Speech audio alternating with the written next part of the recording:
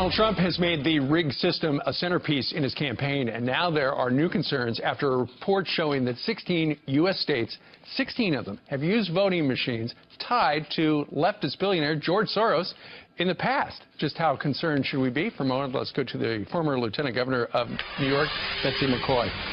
Betsy, apparently a significant number of states will be controlled, voting machines in 16 states controlled by a company tied directly to George Soros and his personal quest for open borders. That's right. This really bears investigating because Smartmatic, this UK company, one of the top guns there, Lord Malik Brown, is very involved with George Soros' left-wing globalist enterprises, many of which are trying to tilt elections in Europe and in the United States. And Smartmatic bought a company in California. We can go on with all the details, but we need more investigation of this. Absolutely.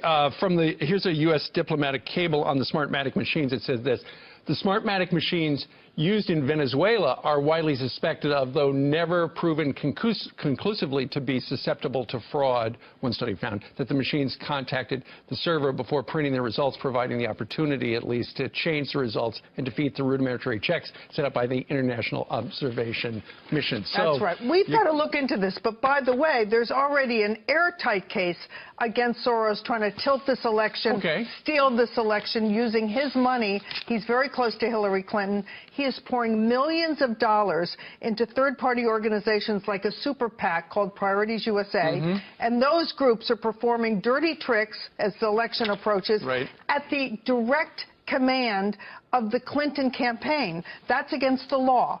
So here's a complaint filed with the Federal Election Commission last Friday, outlining what George Soros' group and others are doing, violating the law. They're using money, for example, to pay, this is so pathetic, mentally ill people and homeless people to show up at Trump events, cause violence. They're handing them homemade-looking signs that say Trump is a racist. It's the same kind of dirty tricks George Soros used 2 years ago in the European parliamentary elections. We've seen this playbook before.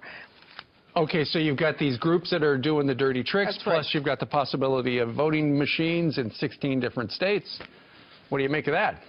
It's very disturbing. That, along with the media complicity, we know the New York Times has come out and directly disavowed any journalistic standards. They say, we're not going to be fair. We are taking down Donald Trump because, in our view, he's a demagogue. Never mind that the voters have the choice. Well, that's Donald Trump's point. He says the system is rigged.